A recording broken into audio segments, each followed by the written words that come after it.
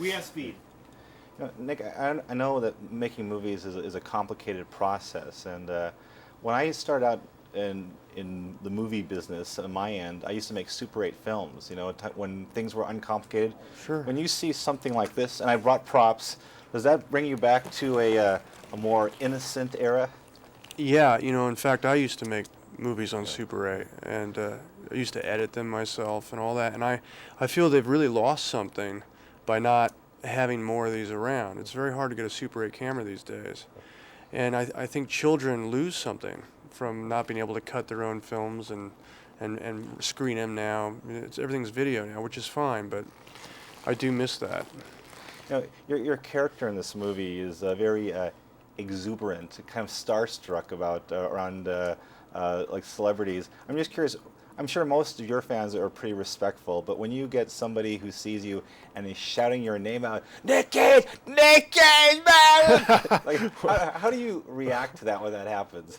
It can be fun, you know. I sometimes it's a gas, you know. I like it. You know, in this film, I love the scene with all the extras of the long Steadicam shots. Yeah. I'm just wondering, as an actor, how much pressure did you feel knowing there are thousands of eyes glued on you, knowing that if you screw up, that it's going to start all over again? Well, I definitely felt that pressure. I mean, I felt it for everybody because we're doing these takes that would go on and on and on, and if you had dropped one line, you know, everybody had to start over. So there was a lot of that pressure, but also the 14,000 people that were in that Coliseum, I mean, that wasn't easy, and they had a lot of hard work to do. So there was a sense of like, gee guys, I know it's hot and you're here, and you know, you really want to, you know, make sure everybody's okay. It's funny you should mention that. Years ago, I was an extra in the movie Foul Play, and after a few hours, the novelty kind of wore off. What kinds of things did you do personally to keep people interested in the stands? Well, I just wanted to make sure that they knew that I appreciated it. You know, that I, at the end of the day, would take the microphone and, you know, say, you know, you guys are great and thank you, and you know, it was important to us that they knew that.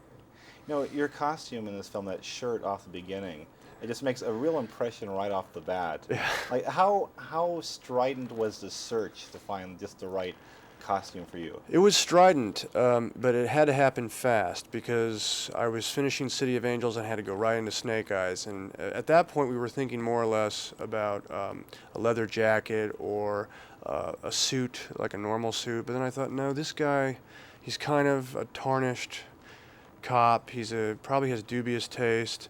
It's fight night, so he's dressing up. He's feeling good. So I thought I had to find something specific. So the Hawaiian shirt and the rust-colored suit was the right look for me. Now, a question about your life the last couple of years. You know, after the Oscar, a lot of big budget films that have done extremely well. You're in the spotlight a lot more.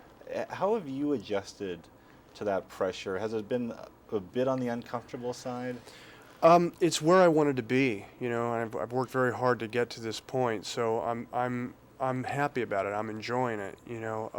What I like best about it, though, is that I feel that I have opportunities that weren't available to me before, which is really what I needed. Okay. And one last quick question.